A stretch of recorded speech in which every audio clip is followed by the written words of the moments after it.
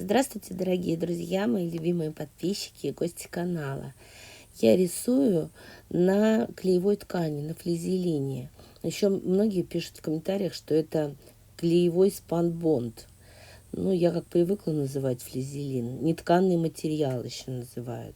Там капельки клея с одной стороны, а с другой стороны нет.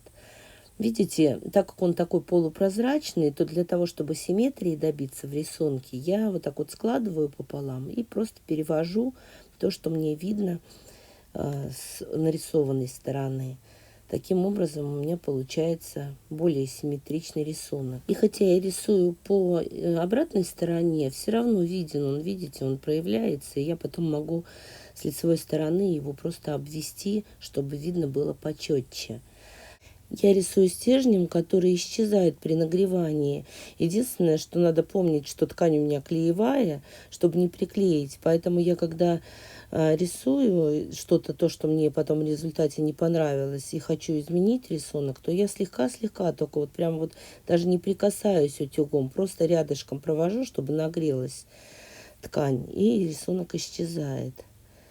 Для того, чтобы кружочки ровненькие сделать, я вот монетку использую. Сверху у меня 5-рублевая монетка, внизу я рублевые монетки решила использовать. Но если вы не из России смотрите, сами смотрите, какие там у вас помельче, покрупнее. Может быть, вы вообще даже без кружочков решите рисунок использовать, найдете где-то в интернете. А я вырезаю все свои детали, которые нарисовала на рисунке. Если честно, для меня это самое вот муторное в этом рукоделии, в этой работе. Каждую деталь вырезаю. И вот смотрите, что получилось в результате. Напомню, что все это у меня на клеевой ткани, весь этот рисунок. Складываю так, чтобы у меня клеевой стороной вниз на изнаночную сторону той ткани, которую я выбрала. Все хорошенько разглаживаю утюгом, чтобы не было ни одной складочки, чтобы все лежало ровно. Не спешу, просто сначала прикладываю так, чтобы у меня вот, приклеились хотя бы какие-то части основные моего центра рисунка, а после этого уже к краям потихоньку можно и поводить утюгом. Уже складочки эти уже не так важны будут, если появятся даже.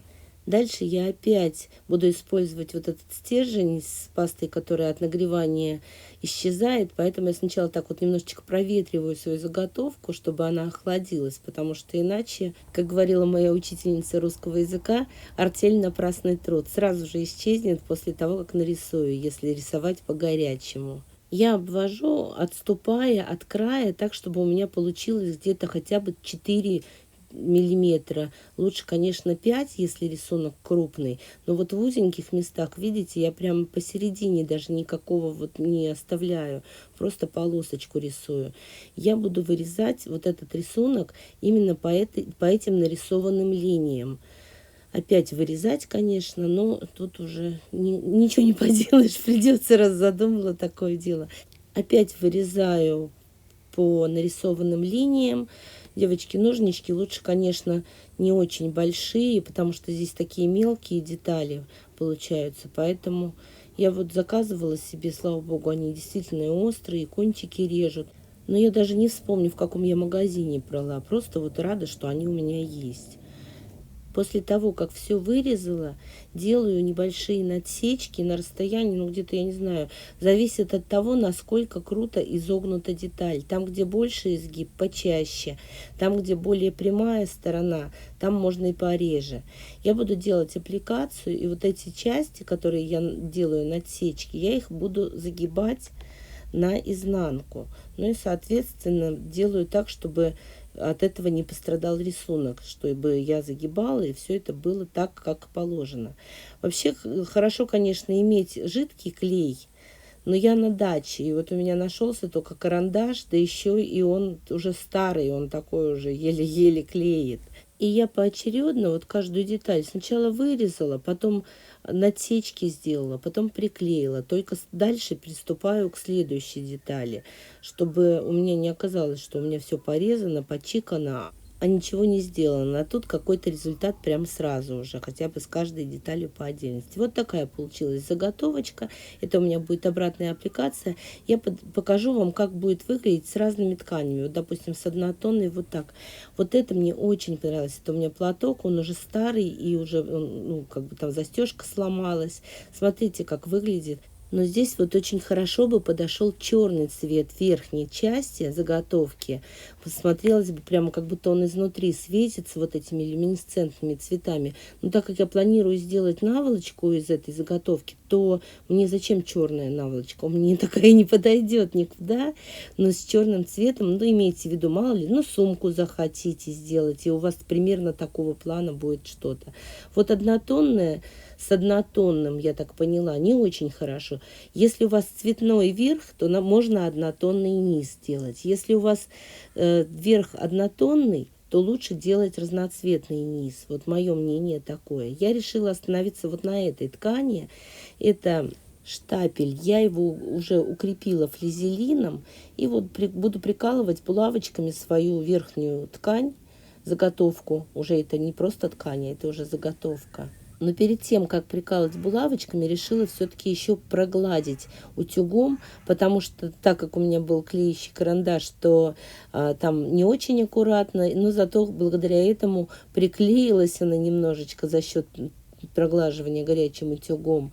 И у меня дополнительные крепления верхней и нижней части получается в результате. Но потом, соответственно, булавками скалываю. После того, как все приколола, мне надо пришить. Девочки, я попробовала на машинке. Можно, конечно, на машинке. Даже вот в том случае, где если бы была черная вот ткань верхняя, было бы даже лучше на машинке. Не выделять никак вот эти вот цвета, а как будто бы из черного проглядывала вот эта вот люминесцентная часть. Но в моем случае я решила не на машинке, а вышивать вот тамбурным стежком.